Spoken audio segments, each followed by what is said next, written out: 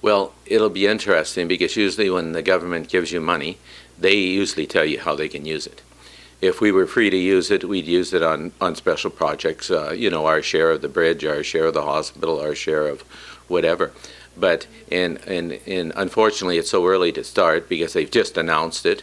And as money flows through the province, it's the province that decides how you can use it. So they haven't said, for example, can we use it for infrastructure? Can we use it for new buildings? Can we use it for facilities?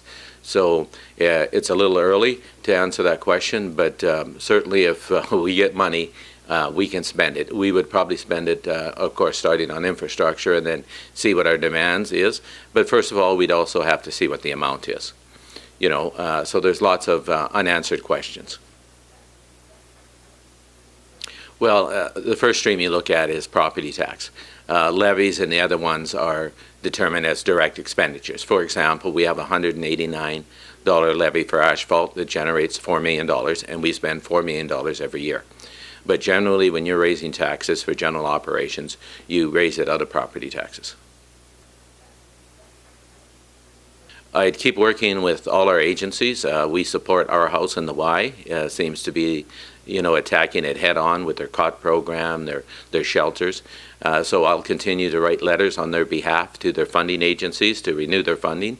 And in the last round, that was under threat, so I had to make some personal phone calls, which I have no problem with because it's an issue that we cannot tackle ourselves.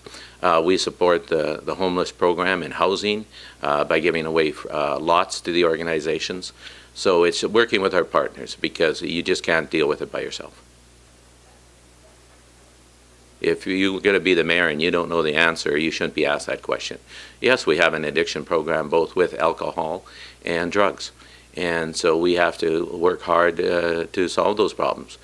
We have been fortunate in the last 10 years to get some addiction centers that we didn't have before, both for adults and youth. And we have to keep working with the health board on our needle program that is not working. And what's scary about the needle program, and I keep telling them this, that's the threat to harm reduction.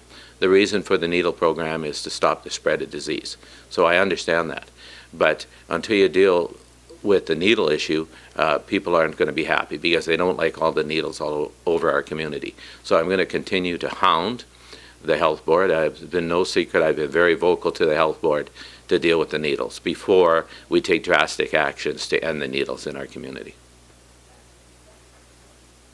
Well, it's an addiction. So I think that's the answer. I've spoken before about it.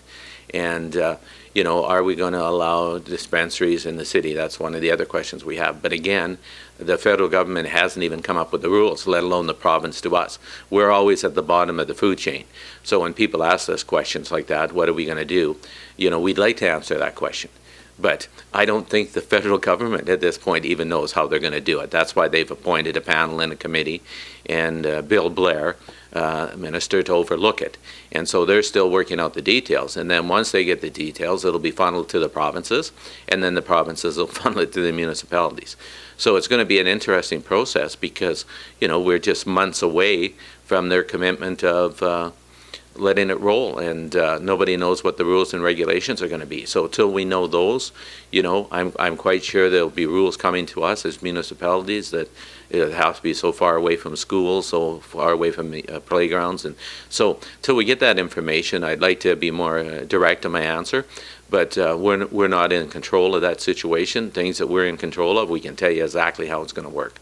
But on this one, we first have to wait for the federal government, then the province, then it'll come to us. Well, we're going to monitor the river further up. Before I used to stand at the river and think I was the best mayor ever. You got a safe water source.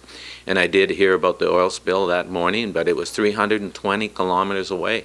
So I didn't even think it was a threat or pay any attention.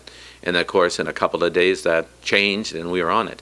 So I think we've learned our lesson, and we're going to be more focused and monitoring the river a lot more than we have in the past.